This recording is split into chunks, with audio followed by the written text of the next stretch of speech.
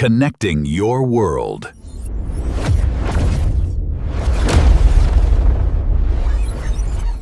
புதுசா ஒரு OS install பண்ணோனாலே ஒவ்வொரு முறையும் பென்ட்ரைவை ஃபார்மேட் பண்ணிட்டு அப்புறம் ரூஃபஸ் மாதிரி டூல்ஸ் யூஸ் பண்ணி மறுபடியும் பர்ன் பண்றது ரொம்ப சலிப்பா இருக்கும்ல.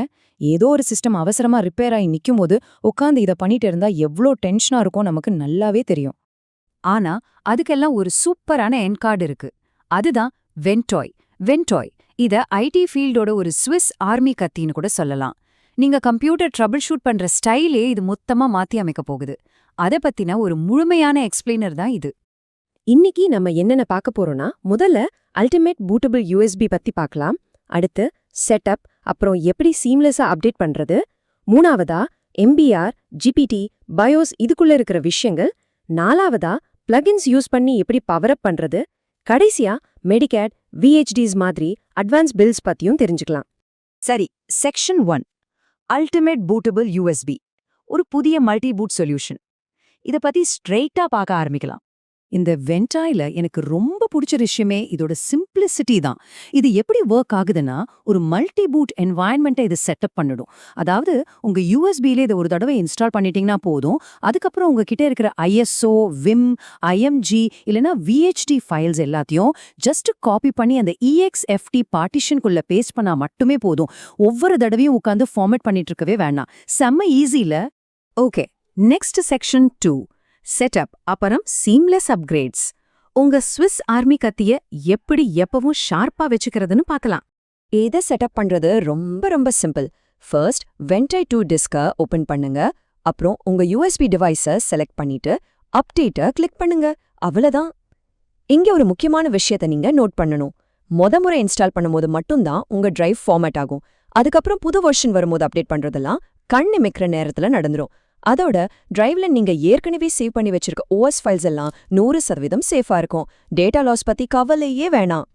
அடுத்து செக்ஷன் 3 அண்டர் தி ஹுட், அதாவது எம்பிஆர், ஜிபிடி அப்புறம் பயோஸ்ல இருக்கிற டெக்னிக்கல் விஷயங்களை பத்தி கொஞ்சம் டீப்பா பார்க்கலாம். பை டிஃபால்ட்டா வென்டாய் எம்பிஆர் பார்ட்டிஷன் ஸ்டைல யூஸ் பண்ணி தான் டிரைவை ஃபார்மேட் பண்ணும். இது பழைய லெகசி பயோஸ் அப்புறம் யூஇஎஃப்ஐ ரெண்டுக்குமே சப்போர்ட் பண்ணும். ஆனா இப்போ வர லேட்டஸ்ட் லேப்டாப்ஸ்லாம் பாத்தீங்கன்னா லெகசி பயோஸ் சப்போர்ட்டையே தூக்கிட்டாங்க. வெறும் யூஇஎஃப்ஐ சிஸ்டம்ஸ் மட்டும்தான் இருக்கும். அந்த மாதிரி சிஸ்டம்ல எம்பிஆர் டிரைவ்ஸ் போட்டா சில சமயம் அது டிடெக்ட் ஆகாது.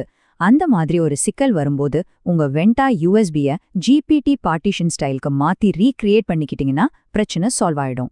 சரி, 2 டிபிக்கும் மேல பெரிய ஹார்ட் டிரைவ் யூஸ் பண்றீங்கன்னா ஏன் ஜிபிடி ரொம்ப முக்கியம்னு உங்களுக்கு தெரியுமா? ஏன்னா எம்பிஆர்ல உங்களால மேக்ஸிமம் 4 பார்ட்டிஷன்கள் மட்டும்தான் கிரியேட் பண்ண முடியும். ஆனா அதுவே ஜிபிடில அசால்ட்டா 128 பார்ட்டிஷன்கள் வரைக்கும் கிரியேட் பண்ணலாம். அதனால பெரிய ஸ்டோரேஜ்க்கு ஜிபிடி தான் எப்பவுமே பெஸ்ட் சாய்ஸ். இப்போ நிறைய புது யூஇஎஃப்ஐ சிஸ்டம்ஸ்ல நீங்க செக்யூர் பூட் எரர் ஃபேஸ் பண்ணிருக்கலாம். பயப்பட தேவையில்ல. வெர்ஷன் 1.0.76ல இருந்து வென்டாய் செக்யூர் பூட்க்கு நேட்டிவ் சப்போர்ட் கொடுக்குறாங்க. முதல் முறை பூட் பண்ணும்போது ஒரு ப்ளூ ஸ்கிரீன் வரும். அதுல கேட்குற மாதிரி ஒவ்வொரு சிஸ்டம்க்கும் ஒரு தடவை என்ரோல் கீ இல்லனா என்ரோல் ஹேஷ் கொடுத்துட்டீங்கன்னா போதும். அடுத்த தடவைல இருந்து எந்த பிரச்சனையும் இல்லாம ஸ்மூத்தா பூட் ஆயிடும். இப்ப நாம செக்ஷன் 4க்கு வந்தாச்சு, பவரிங் அப் வித் பிளகின்ஸ். இதுல தான் வென்டாயோட உண்மையான அட்வான்ஸ்ட் பவர் என்னன்னு நீங்க பார்க்க போறீங்க. அட்வான்ஸ்ட் கஸ்டமைசேஷனுக்கு வென்டாய் பிளகின்ஸ் தான் உங்களுக்கு ஒரு பெஸ்ட் ஃப்ரெண்ட் மாதிரி. இது என்னன்னா ஒரு வெப் பேஸ்ட் GUI கன்ஃபிகரேட்டர். அதாவது கஷ்டமான ஜேசான் கோட்ஸ்லாம் உட்காந்து நீங்க மேனுவலா டைப் பண்ணிட்டு இருக்க தேவையே இல்லை. உங்க லோக்கல் வெப் பிரவுசர்லயே சிம்பிளா கிளிக் செலக்ட் பண்ணாலே போதும், ventoy.json ஃபைல அதுவே ஆட்டோமேட்டிக்கா ஜெனரேட் பண்ணிடும். இது நிஜமாவே ஒரு செம்ம ஷார்ட்கட் இல்லையா? இதுல ட்ரை பண்ணக்கூடிய ஒரு வேற லெவல் ஜேசன் ஹேக் சொல்றேன், கேட்டுக்கோங்க. VTOYWIN 11_bypass check அப்படிங்கிற செட்டிங்க 1 அப்படின்னு மாத்திட்டீங்கன்னா விண்டோஸ் 11க்கான TPM அப்புறம் செக்யூர் பூட் செக் பண்றதையே ஈஸியா பைபாஸ் பண்ணிடலாம்.